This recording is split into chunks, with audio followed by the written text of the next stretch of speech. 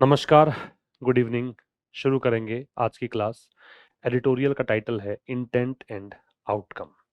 इस बारे में है session.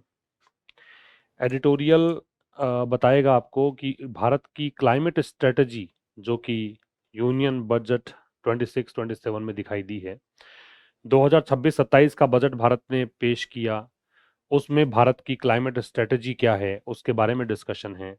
With a sharp focus on whether budgetary allocations match the country's stated climate ambitions। इसमें ये बताया गया है इस एडिटोरियल में कि क्या भारत ने जो भी लक्ष्य रखा है, क्या भारत ने जलवायु को लेकर जो भी लक्ष्य रखा है, क्या उसके अनुसार बजट में आवंटन किया गया है पैसे का। थोड़ा आसान भाषा में समझाऊं तो ये समझिए कि 2026-27 के बजट में जलवायु टॉपिक को लेकर भारत की नीतियां क्या हैं, ये यहाँ पे डिस्कस हम करेंगे। और लेखक कह रहा है कि भी भारत में जो ऑब्जेक्टिव रखा है, क्लाइमेट चेंज चूंकि हो रहा है तो उसके अकॉर्डिंग जो भी लक्ष्य रखा है, डीकार्बनाइज करने का, कार्बन मुक्त करने का, ये सब, तो उसमें भारत ने जो पैसा आवंटित किया है, भारत सरकार ने बजट में जो पैसा दिया है वो बहुत कम पैसा दिया है। इसका सीधा सा मतलब ये हो रहा है लेखक के अनुसार कि भाई अगर पैसा कम लिया है इसका मतलब भारत जो प्रोजेक्ट है अपने, जैसे सौर ऊर्जा वाला प्रोजेक्ट है, वो पूरे भारत भर में लागू नहीं करना चाहता, बल्कि केवल एक छोटे स्तर पर एक पायलट प्रोजेक्ट के रूप में इसको प्रस्तुत करना चाहता है। ये सारा डिस्कशन हम इस सेशन में करने वाले हैं। पिछले सेशन की जो क्लास जो अपना क्विज था उसके आंसर्स 4 में सी और 5 में सी, ये आंसर्स थे पिछली क्लास के। ठीक है, अब हम स्टार्ट करेंगे आज की क्लास को। क्विजेज नहीं लिए हैं क्योंकि कल आपके क्विजेज ही होने हैं। कल क्वेश्चंस जो हैं आपके संडे टेस्ट में, पूरे वीक के क्वेश्चंस ही हम डिस्कस करेंगे, इसलिए आज क्विज नहीं है। तो 4 में सी, 5 में सी, ये आंसर्स हैं। और ये अपने कुछ पेड कोर्सेज हैं जिनको आप एक्सेस कर सकते हैं आशीष क्लासेस एप्लीकेशन से। एक प्रेसी राइटिंग का वीडियो मैंने अपलोड किया है इंग्लिश मास्टर चैनल पर, वहां पे आप प्रेसी राइटिंग का वीडियो देख सकते हैं। एक 100 वर्ड्स का वीडियो इस चैनल पर उपलब्ध है, जो इंपॉर्टेंट वर्ड्स हैं वोकेबलरी में, जो भी एग्जाम में आप अपीयर हो, चाहे एनडीए हो, चाहे सीडीएस हो, चाहे एसएससी हो, चाहे बैंक हो, या फिर मैं राजस्थान की बात करूं तो कोई एलडीसी की परीक्षा हो, हाईकोर्ट एलडीसी हो, उन सब में जो वर्ड्स बार बार में पूछे जाते हैं उनका एक कलेक्शन है, वो आप क्लास देखिए। उससे आपको ये भी समझ में आएगा कि कैसे वर्ड्स को लंबे समय तक आप याद रख सकते हैं। ठीक है, तो चलिए स्टार्ट करते हैं आज की क्लास को। इंटेंट एंड आउटकम नाम से एडिटोरियल है। इंटेंट का मतलब है इंटेंशन, इरादा। इंटेंट का मतलब क्या है? इरादा, इंटेंशन। तो ये तो है इरादा। आउटकम का मतलब है रिजल्ट। इसको अपशॉट भी कह सकते हैं। क्या कह सकते हैं? अपशॉट। तो इंटेंशन एंड आउटकम, इरादा और परिणाम, ये विषय है इसका। किसको लेकर है? भारत के क्लाइमेट बजट को लेकर, 26-27 का जो क्लाइमेट बजट है उसको लेकर। इंडिया मस्ट मैच, भारत को ये सब्जेक्ट मस्ट मैच मतलब जरूर से जरूर मैच करना चाहिए, है ना। इट्स क्लाइमेट एम्बिशंस, एम्बिशंस का मतलब है ऑब्जेक्टिव्स, अपने क्लाइमेट ऑब्जेक्टिव्स को किसके साथ? हायर एलोकेशंस, ज्यादा आवंटन के साथ। एलोकेशन जो होता है वो आवंटन होता है, कितना पैसा स्वीकार किया है वो। रिफ्लेक्ट का मतलब दिखाना होता है, दर्शाना होता है। शो, रिवील या mirror. In the thick of का मतलब है के दौरान या के बीच। मॉडेस्ट का मतलब विनम्र है, लेकिन यहां पे इसका मतलब है सीमित, स्मॉल या लिमिटेड। और स्केल का मतलब है स्तर, आकार, आकार कहें या स्तर कहें। तो इंटेंट एंड आउटकम नाम से एडिटोरियल है। इसमें क्या कहना चाह रहा है कि भारत को जरूर से जरूर अपने क्लाइमेट एम्बिशंस को मैच करना चाहिए हायर एलोकेशन के साथ। मतलब जितना बड़ा उद्देश्य है उतना बड़ा खर्चा भी तो करो। नियत तो तुम्हारी ठीक है कि तुम इतना बड़ा प्रोजेक्ट लेके चलना चाहते हो, लेकिन तुमने जो पैसा इसके लिए दिया है वो बहुत ही कम दिया है, ये लेखक का कहना है। इस स्लाइड में क्या है? Union budget begin reflecting greater climate concerns from 2021। 2021 से ही गंभीर क्लाइमेट संबंधी चिंताएं दिखने लग गई थी। यूनियन बजट ने शुरू किया था दिखाना इन चिंताओं का 2021 में, जब कोविड 19 पेंडेमिक का दौर चल रहा था, है ना। और कह रहा है कि 4,500 करोड़ की राशि स्वीकार की थी। किस लिए? सोलर फोटोवोल्टिक प्रोडक्शन के लिए, सौर ऊर्जा के मतलब जो प्रोडक्शन है उसका स्थानीयकरण करने के लिए, और भारत की निर्भरता चाइनीज इंपोर्ट्स पर घटाने के लिए। लेकिन कह रहा है कि ये जो अप्रोच रही है ना, किसके अकॉर्डिंग? स्केल और एलोकेशंस की अप्रोच जो है वो बिखरी हुई सी अप्रोच है, बड़ी ही सतर्क होकर, बड़े फूंक फूंक कर कदम रखने वाली अप्रोच है, ये कहना चाह रहा है। तो यूनियन बजट जो है वो सब्जेक्ट है, बिगिन वर्ब है, बिगिन की सेकंड फॉर्म, ये इसका ऑब्जेक्ट है। बिगिन के बाद में जेरेंड लगा सकते हो आप, बिगिन के बाद में क्या लगाया जा सकता है, जेरेंड लगाया जा सकता है। तो यूनियन बजट ने शुरू कर दिया रिफ्लेक्ट करना। क्या रिफ्लेक्ट करना? Greater climate concerns. ग्रेटर तो एडजेक्टिव है, क्लाइमेट कंसर्न्स कंपाउंड नाउन है।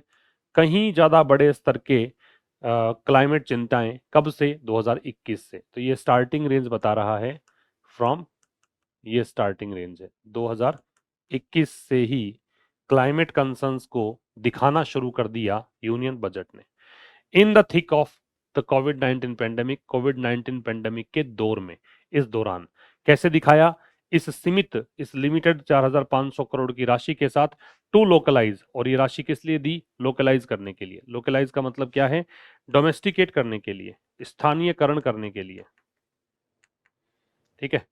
सोलर फोटोवोल्टिक प्रोडक्शन, किसको? सोलर ऊर्जा के उत्पादन के लिए, और किस लिए? रिड्यूस करने के लिए। ये जो इन्फिनेटिव दे रखे हैं, टू के साथ लोकलाइज और टू के साथ रिड्यूस, ये सब पर्पस बता रहे हैं, उद्देश्य बता रहे हैं। ये पर्पस बता रहा है, उद्देश्य बता रहा है। भारत की निर्भरता, निर्भरता के लिए ऑन लगेगा चाइनीज इंपोर्ट्स पर। यहां तक फिर समझ लीजिए, यूनियन बजट ने क्लाइमेट कंसर्न्स को दिखाना शुरू कर दिया था 2021 के बजट में। 2021 से ही कोविड-19 पेंडेमिक के दौरान, उस समय सरकार ने 4500 करोड़ रुपए पारित किए थे सोलर ऊर्जा के प्रोडक्शन के लिए, इसके स्थानीयकरण करने के लिए, मतलब भारत में ही इसका प्रोडक्शन हो, और भारत की निर्भरता चाइनीज इंपोर्ट्स पर कम करने के लिए। But there has been, but conjunction है, कंजंक्शन है तो देखिए देयर जो है वो एडवर्ब है, और देयर से स्टार्ट होने पर इन्वर्जन हम लगाते हैं। लेकिन कह रहा है कि there has been a cautious, cautious adjective है, डिसजॉइंटेड एडजेक्टिव है, अप्रोच नाउन है। डिसजॉइंटेड का मतलब तो है फ्रेगमेंटेड, बिखरी हुई। जो जॉइंटेड नहीं है, डिस लगा दिया प्रीफिक्स, तो ये इसका एंटोनिम हो गया। और कॉशियस का मतलब है बहुत ही वॉचफुल, बहुत ही सतर्क, बहुत ही फूंक फूंक कर कदम रखना। लेकिन जो अप्रोच रही है किसके प्रति? स्केल, कि कितने बड़े स्तर का प्रोडक्शन ये करना है, और अलोकेशंस, और जो आवंटन संबंधी अप्रोच रही है, वो बहुत ही कॉशियस और डिसजॉइंटेड रही है। ये मतलब है, हैज बीन दे रखा है, वो इस येलो कलर वाले पार्ट को देख कर दिया गया है, हैज बीन। इसमें हैज हेल्पिंग वर्ब है, ये मैन वर्ब है, ये आपका प्रेजेंट परफेक्ट टेंस है। समझ में आई बात? मतलब फ्रॉम 2021 से ही यूनियन बजट्स जो हैं वो यहाँ पे दिखाने लग गए थे, begin to show that, begin के बाद टू प्लस बेस फॉर्म भी आ सकती है, याद रखिए।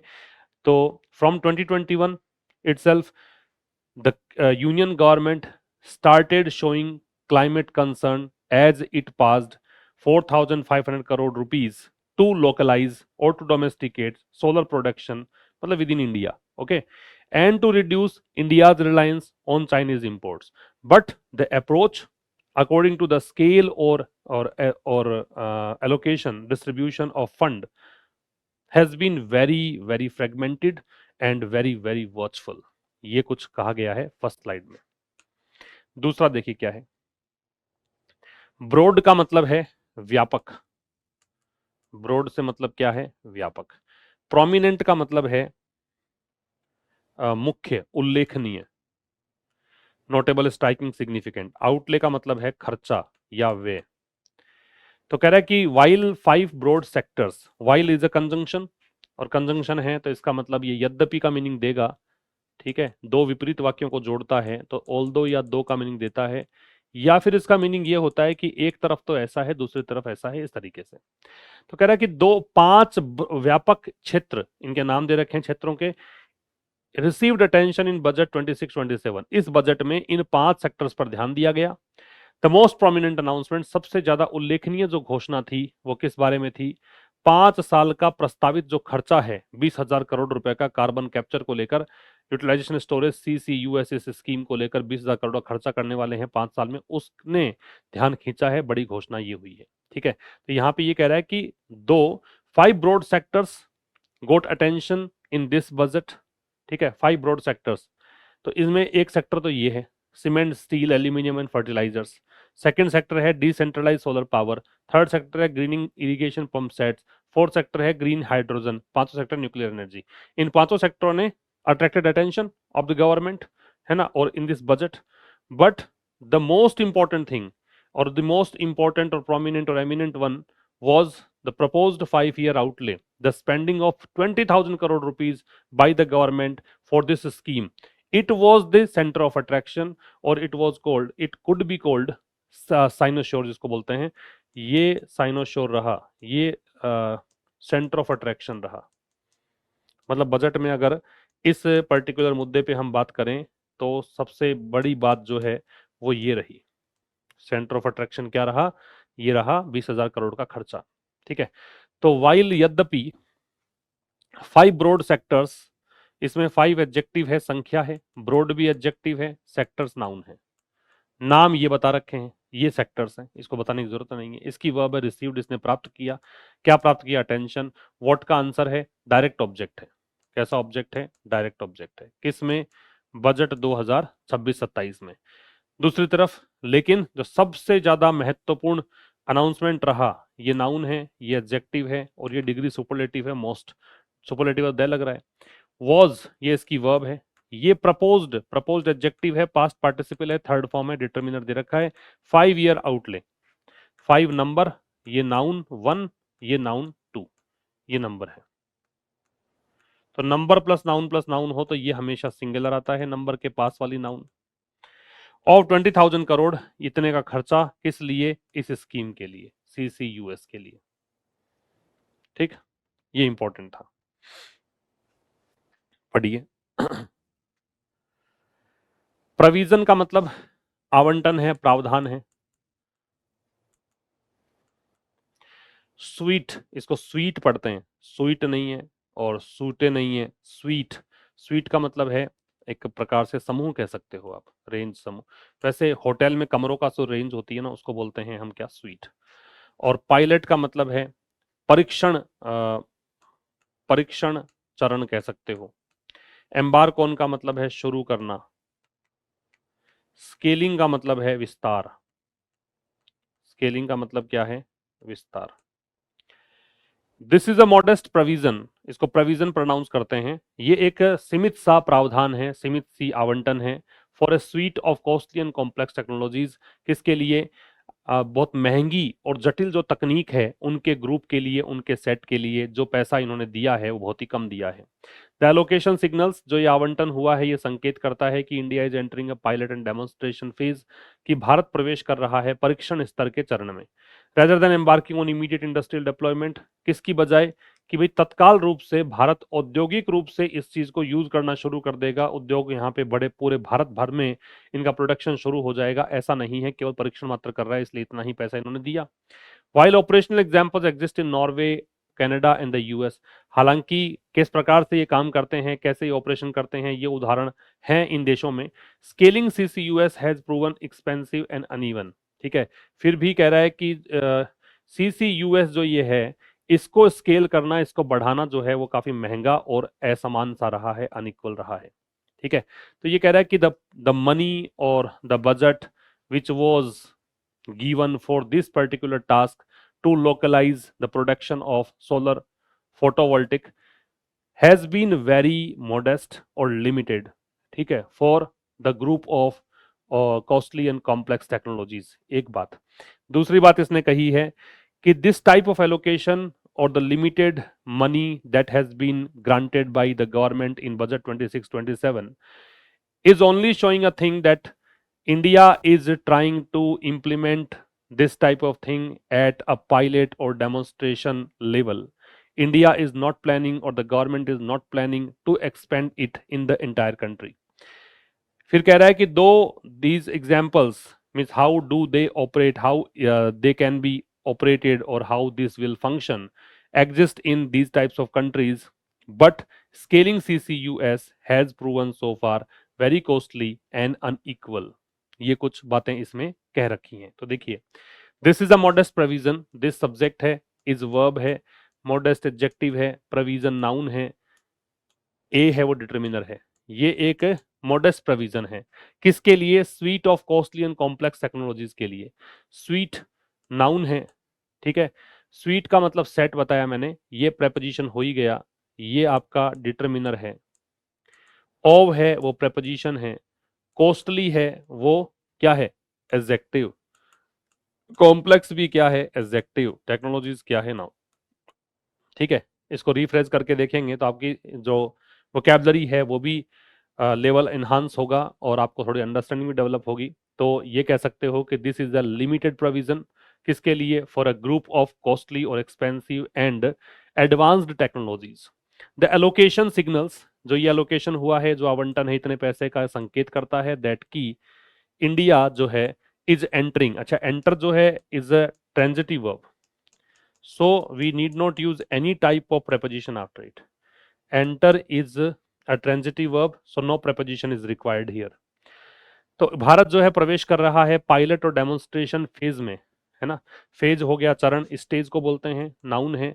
स्टेज कैसा है, पायलट और डेमोन्स्ट्रेशन स्टेज है, इसमें भारत प्रवेश कर रहा है। किसकी बजाय, rather than can be replaced with instead of, इसकी बजाय, किसकी बजाय, इंस्टीड ऑफ आ गया तो आईएनजी लग गया, एम्बार्किंग हो मतलब स्टार्टिंग। तो भारत स्टार्ट करने पर विचार नहीं कर रहा है, इमीडिएट तत्कालिक तुरंत, इंस्टेंट कह सकते हो।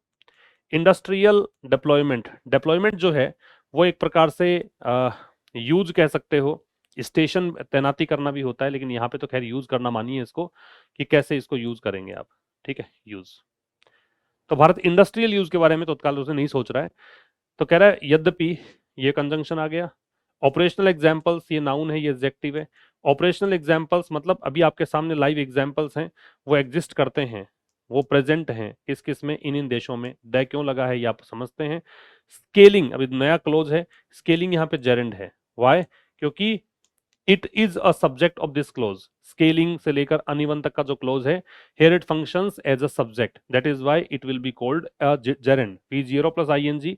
if v0 plus ing form works as a subject of the given sentence, it is called gerund as per grammatical terms। ccus जो हैं, ccus जो है, has proven, ये प्रूव हुआ है, एक्सपेंसिव प्रूवन प्रूव हुआ है, और अनइवन, अनइवन का मतलब है अनइक्वल, असमान, ठीक है। आइए नेक्स्ट पर। प्राइमरीली मतलब मुख्यतया, मुख्य रूप से। रेलेवेंट का मतलब है प्रासंगिक या उपयुक्त। एम्बेडेड का मतलब है इनहेरेंट, बिल्ट इन या इनग्रेन्ड, मतलब निहित कह सकते हो, या पहले से ही जुड़ा हुआ कह सकते हो, उसी के अंदर ही जुड़ा हुआ कह सकते हो। इंपेरेटिव आवश्यकता, अच्छा इंपेरेटिव जो है वो एडजेक्टिव भी होता है, नाउन भी होता है, यहाँ पे नाउन के रूप में दे रखा है, काउंटेबल नाउन होती है वैसे ये एडजेक्टिव भी होता है, आवश्यक के अर्थ में भी आ सकता है। तो टेक्नोलॉजी इज प्राइमरली रेलेवेंट, ये जो तकनीक है वो मुख्यतया प्रासंगिक है। Sectors where emissions are embedded, उन सेक्टर्स के लिए जहां पे जो उत्सर्जन होता है कार्बन वगैरह का, वो जुड़े हुए ही होके ही रहेगा प्रोडक्शन प्रोसेस में ही, कि अगर आप उसको प्रोडक्शन प्रोसेस में लेके आओगे तो वहां पे एमिशन होना स्वाभाविक है।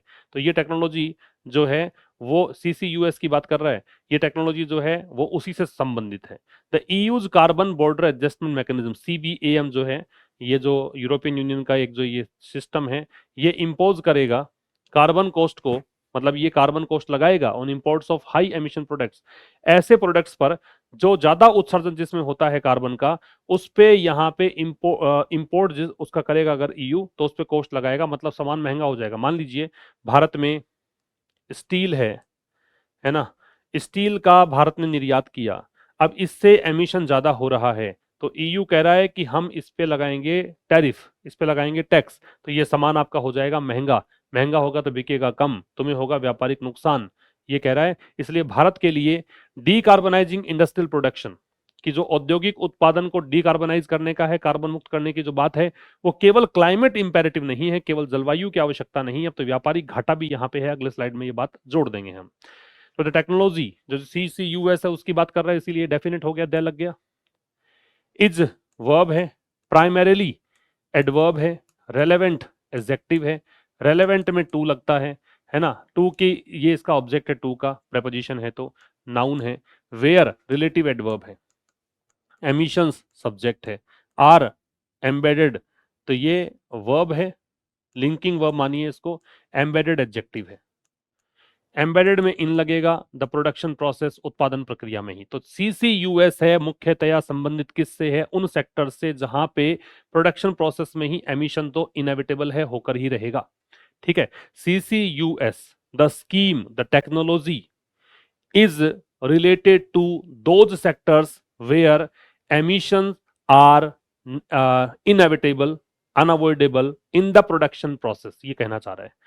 The EU's carbon border adjustment mechanism, ये सब्जेक्ट हो गया।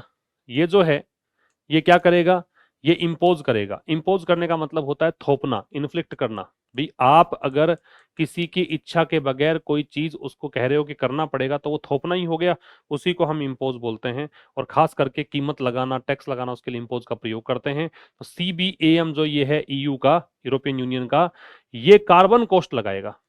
क्या लगाएगा? कार्बन कॉस्ट, ये इसका ऑब्जेक्ट है। किस पर लगाएगा? इंपोर्ट्स पर। और इंपोर्ट्स किसका? High emission products. ऐसे प्रोडक्ट्स का अगर इंपोर्ट करेगा जिससे हाई एमिशन होता है तो वहां पे कार्बन कॉस्ट लगाएगा। इसलिए कह रहा लेखक कि भारत के लिए डीकार्बोनाइजिंग, जेरेंड हो गया कि नहीं, क्योंकि आईएनजी फॉर्म सब्जेक्ट बन रही है, इसलिए भारत के लिए इंडस्ट्रियल प्रोडक्शन को डीकार्बोनाइज करना, ठीक है, औद्योगिक उत्पादन को डीकार्बोनाइज करना जो है वो अब नो लॉन्गर ओनली ए क्लाइमेट इंपेरेटिव, वो अब केवल क्लाइमेट इंपेरेटिव नहीं है, वो केवल अब क्लाइमेट नेसेसिटी नहीं है, वो अब और भी बहुत कुछ चीज है। समझ में आ गई बात? इसलिए भारत के लिए इंडस्ट्रियल प्रोडक्शन जो है उसको डीकार्बोनाइज करना वो केवल क्लाइमेट इंपेरेटिव नहीं है, केवल जलवायु आवश्यकता नहीं है। क्या क्या है आगे बता रखा है। बल्क का मतलब है बहुतायत, मतलब बड़ी मात्रा, बड़ी मात्रा, मुख्य भाग कह सकते हो। इट इज नाउ, अब ये जो चीज है ये क्वेश्चन है एक्सपोर्ट कॉम्पिटिटिवनेस का, कि निर्यात में भी प्रतिस्पर्धा है, कि भारत का निर्यात इतना हो रहा है ना, और मान लीजिए चाइना का निर्यात है वो इतना हो रहा है, ठीक है, और मान लीजिए फ्रांस का निर्यात है वो इतना हो रहा है, रशिया का निर्यात इतना हो रहा है। तो ये कंपटीशन है, इस कंपटीशन में भारत पिछड़ना नहीं चाहेगा ना। तो ये इसका भी हो गया कि अगर भारत ने हाई एमिशन प्रोडक्ट सेल करने का, निर्यात करने का निश्चय किया है तो ईयू कह रहा है कि भाई हम तो ज्यादा टैक्स लगाएंगे, क्योंकि हमें अब ऐसे प्रोडक्ट चाहिए नहीं, डीकार्बोनाइज करो इस चीज को। तो इट इज नाउ, ये सब्जेक्ट है, ये वर्ब है, नाउ एडवर्ब है। It is now a question, अब ये क्वेश्चन है एक्सपोर्ट कॉम्पिटिटिवनेस का।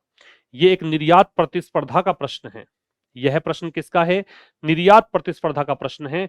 विशेष करके ये पर्टिकुलरली जो है इसी का मतलब है स्पेशली, विशेष करके for steel and aluminium, steel और एल्यूमिनियम के लिए। कहा था मैंने, इस्पात बोलते हैं स्टील को, एल्यूमिनियम मेटल का नाम है ही। Which from the bulk of India's CBAM exposed exports, exposed का मतलब मानो वल्नरेबल मान लीजिए, या सब्जेक्ट टू मान लीजिए, इससे प्रभावित मान लीजिए, ठीक है। विच फॉर्म, ये दोनों की बात कर रहा है, रिलेटिव प्रोनाउन है। ये बनाते हैं, फॉर्म मतलब क्रिएट करते हैं, क्या? बल्क, मेजोरिटी बनाते हैं भारत के CBAM एक्सपोज्ड एक्सपोर्ट्स, मतलब भारत का वो एक्सपोर्ट जो इससे प्रभावित होगा, CBAM से प्रभावित होगा, ईयू का जो ये मैकेनिज्म है इससे प्रभावित होगा, टू द ईयू, है ना। एक्सपोर्ट किसको कर रहा है? ईयू को। ईयू से पहले क्या लगेगा? द लगेगा। तो कह रहा है कि अब ये प्रश्न एक्सपोर्ट कॉम्पिटिटिवनेस का भी है, विशेष करके स्टील एल्यूमिनियम के लिए, जो भारत का CBAM के तहत आने वाले एक्सपोर्ट में सबसे बड़ा भाग है, ईयू को जो एक्सपोर्ट होगा। Clear?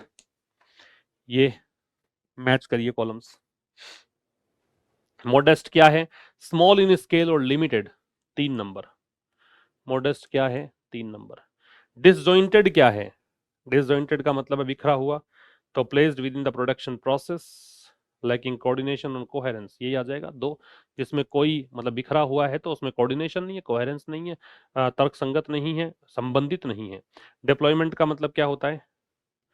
Deployment, implementation, ground level पे लागू करने का प्रोसेस, यूज करने का प्रोसेस। एक्सपोर्ट कॉम्पिटिटिवनेस क्या है? ये हो जाएगा फॉरेन मार्केट में compete करने की एबिलिटी। और एम्बेडेड का मतलब क्या है? Placed with in the production process, production process में ही अगर जुड़ा हुआ है तो उसको बोलेंगे एम्बेडेड। 5 बिल्ट इन है, नैसर्गिक है, ठीक है, निहित है। ये था आज के इस सेशन में। कल संडे टेस्ट के थ्रू हम चर्चा करेंगे उन तमाम क्वेश्चंस की जो तुमने मेरे साथ इस वीक में पढ़े हैं। Thank you very much, see you through the next video at 5 tomorrow through test, Sunday test. Okay, namaskar.